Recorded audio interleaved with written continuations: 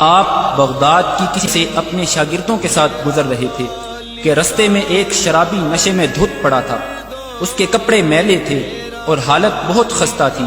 اس نے شیخ عبد القادر جیلانی کو صدا دی، اے عبد القادر، اللہ قادر ہے کہ نہیں؟ شیخ مسکرائے اور فرمایا، بے شک اللہ قادر ہے۔ اس شرابی نے پھر وہی سوال کیا، اے عبد القادر، اللہ قادر ہے یا نہیں؟ شیخ پھر سے مسکرائے اور فرمایا، بے شک اللہ قادر ہے۔ تیسری مرتبہ جب اس نے وہی سوال دہرایا کہ اے عبد القادر، اللہ قادر ہے یا نہیں ہے، تو شیخ روتے ہوئے سجدے میں گر پڑے اور کہنے لگے، بے شک اللہ کی قسم اللہ قادر ہے، اللہ قادر ہے، اللہ ہی قادر ہے۔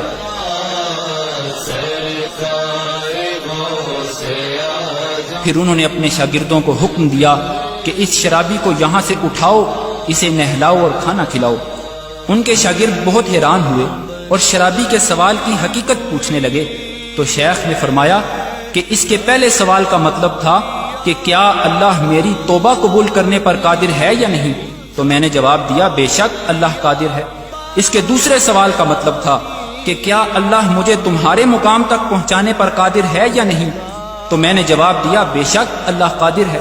اور اس کے تیسرے اور آخری سوال کا مطلب تھا کہ کیا اللہ تمہیں میرے مقام تک گرانے پر قادر ہے یا نہیں؟ تو مجھ پر اللہ کا خوف طاری ہو گیا اور میں روتے ہوئے پکار اٹھا، بے شک اللہ ہی قادر ہے، اللہ ہی قادر ہے، اللہ ہی قادر ہے۔ اور میں اللہ کی ہیبت کی تاب نہ لاتے ہوئے سجدے میں گر پڑا اور فریاد کی کہ اے اللہ، مجھے آفتوں سے محفوظ رکھ اور مجھے معاف فرما دے اور میرے عیبوں پر پردہ ڈالے رکھ۔ ورنہ کہے گی دنیا۔ شیخ محمد ابراہیم محمد عثمان عبدہ البرہانی فرماتے ہیں کہ جب اللہ تمہیں اپنی ہدایت کے رستے کے لیے چن لے تو یہ اس وجہ سے ہرگز نہیں ہے کہ تم میں کوئی خاص بات ہے اور نہ ہی تمہاری عبادت کی وجہ سے ہے، بلکہ یہ تو اس کی رحمت ہے جس نے تمہیں شامل کر لیا ہے۔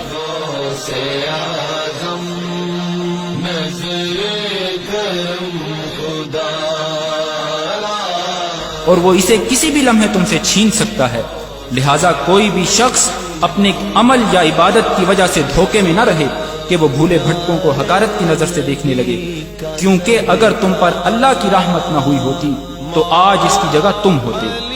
پاک ہے وہ جو حالات کو تبدیل کرتا ہے لیکن خود تبدیل نہیں ہوتا۔ ہمیشہ اللہ تعالیٰ سے ثابت قدمی کی دعا کریں اور اپنی نماز کے سجدوں میں 3 مرتبہ یہ دعا کرتے رہیں، اللہم یا مقلب القلوب ثبت قلبی علی طاعتک، اے دلوں کو پھیرنے والے میرے دل کو اپنی اطاعت پر ثابت قدم رکھ۔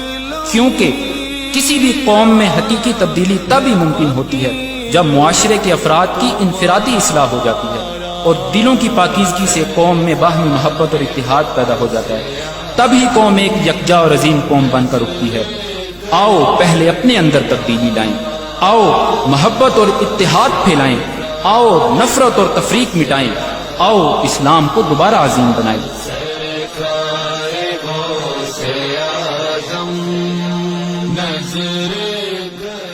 آپ سب بھائیوں سے گزارش ہے کہ آؤ آپ بھی ہمارے مقصد میں ہمارا ساتھ دو۔ اللہ ہم سب کا حامی و ناصر ہو، آمین۔ وصلی اللہ علی سیدنا محمد وعلی آلہ وصحبہ وسلم۔